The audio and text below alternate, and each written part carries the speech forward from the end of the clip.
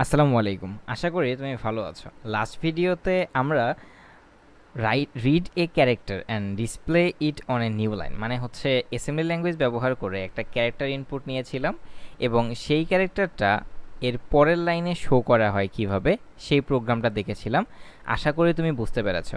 আর এই ভিডিওতে আমরা একটা নতুন কনসেপ্ট শিখতে যাচ্ছি, সেটা হচ্ছে write an assembly program to display a string. কিভাবে একটা স্ট্রিংকে তুমি শো করো, কারণ এর পরবর্তী যে প্রবলেমগুলো আমরা সলিউশন করব, সেই প্রবলেমগুলো সলভ করতে হলে তোমাকে একটা ডিসপ্লে কিভাবে মানে একটা স্ট্রিংকে কিভাবে শো করতে হয় সেটা জানতে হবে।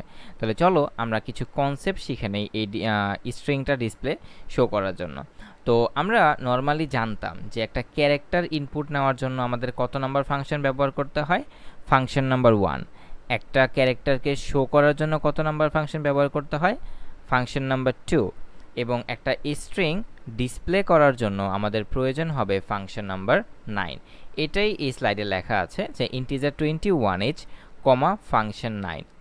আর আমাদের এখানে একটা স্ট্রিংকে যখন আমরা শো করব, তখন আমাদের প্রোগ্রামের ডেটা সেকশনটাকে কাজ করতে হবে, কারণ আমরা প্রোগ্রামের যে ডেটা সেকশন আছে, আমরা জানি যে আমাদের প্রোগ্রামের ডেটা সেকশনে আমরা ভ্যারিয়েবলগুলোকে রাখি বা আমাদের ডেটাগুলোকে রাখি। তো যেহেতু আমরা একটা স্ট্রিং শো করব, স্ট্রিং যেহেতু আমাদের একটা ডেটা, এই ডেটাটা আমরা আমাদের প্রোগ্রামের ডেটা সেকশনে রাখবো।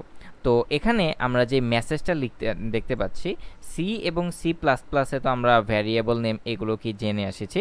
তো আমরা ধরি এই মেসেজ হচ্ছে আমাদের সেই ভ্যারিয়েবল নেম স্ট্রিংয়ের।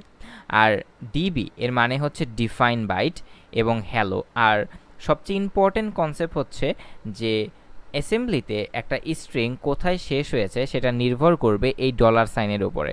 যেমন ধরো তুমি অনেক বিশাল বড় একটা লেখা লিখেছো, মানে আমার নামটাই তুমি লিখেছো, এমডি ফুয়াদুল ইসলাম হৃদয়। একদম লাস্টে ওয়াই এর পরে আমি যদি ডলার সাইনটা না দেই, তার মানে বুঝতে হবে এই স্ট্রিংটা এখনও শেষ হয়নি।